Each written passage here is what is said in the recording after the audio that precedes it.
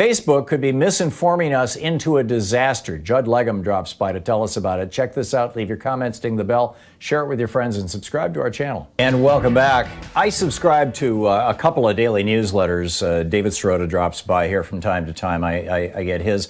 But frankly, my favorite one among all of them, the one that I find on a regular basis, does the deepest dive, the most comprehensive analysis out there. Certainly one of them is Judd Legum's. It's called popular.info. Now, that's literally the website. It's the .info domain, popular.info. And Judd just did an extraordinary deep dive into right-wing, he calls it misinformation. I would use a stronger term on Facebook. And so I wanted to get him on just to give us a quick update on this. Judd, welcome back to the program.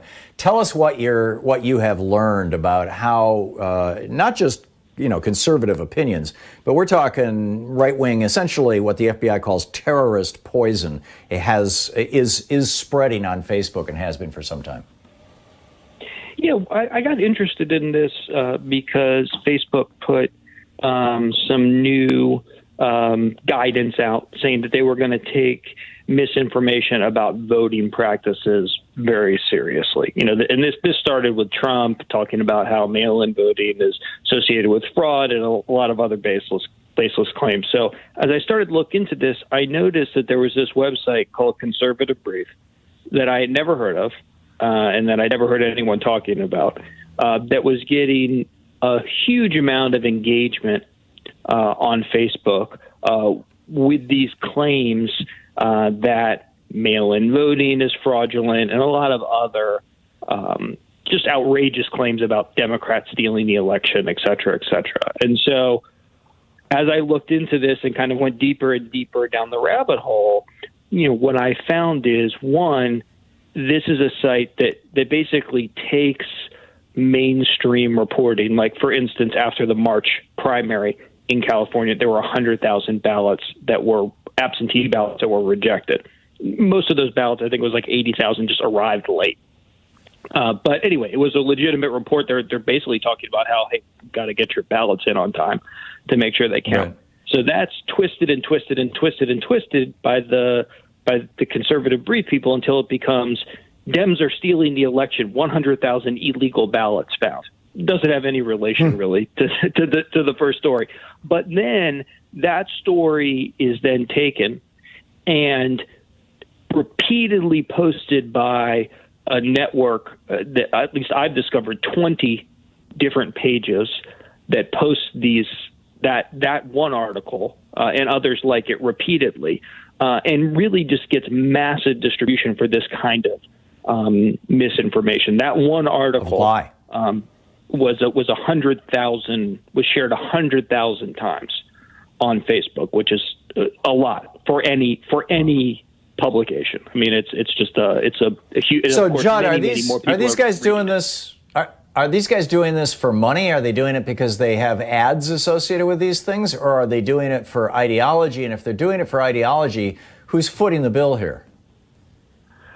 I think it's a combination. I think probably the primary motivation is money, but it's clearly the people involved are kind of serial right-wing propagandists in that they're involved in a lot of sites. This is their latest one. It was spun up pretty quickly. The largest page in this network actually started in May. Just in May of this year, it has 700,000 followers now. And so if a conservative website on Facebook can grow that big that fast, why are progressive websites on Facebook not doing the same thing?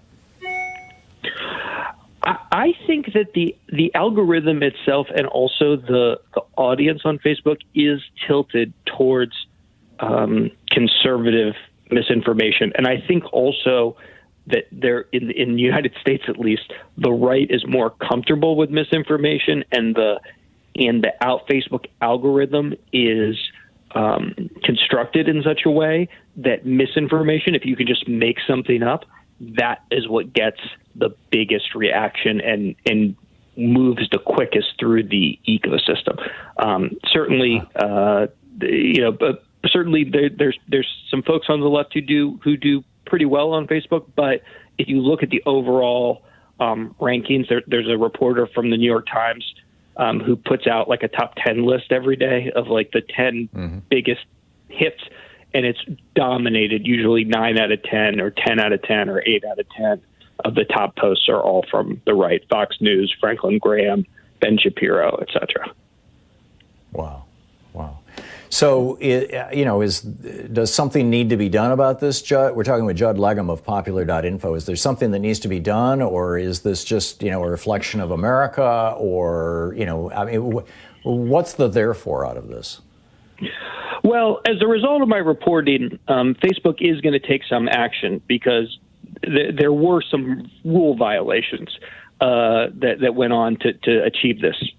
Specifically, some of the pages were getting paid by Conservative Brief to post this content, which is against Facebook's rules, which is a little bit beside the point, but at least they'll take some action on it. Really, what Facebook needs to do is have a real enforceable policy against this, and that's one of the reasons why I wanted to do this report, is that they make a big deal. This was Zuckerberg himself saying, hey, we're going to come out strong against this kind of stuff because we recognize it as a threat to the legitimacy of the election. But really, they don't have the enforcement, and even once they become aware of it, not much happens. What they did was... Well, all that engagement is increasing Facebook's profits, isn't it, Judd? Yes, it is. The engagement increases Facebook profit. And here, it's actually even easier to see because I mentioned before that largest page built up to 700,000 people since May. The way they did that is through paid Facebook ads. So they spent many thousands of dollars. So they're giving money to Facebook. Yeah, they're giving money to Facebook to run these ads, to build up their followers, and then that's being used to promote this kind of propaganda, basically. Amazing. Yeah, Judd, I've got to get back to the show here and move along, but this is breathtaking stuff. People can read all about it at popular.info. Judd, thanks a lot for dropping by and sharing the story with us.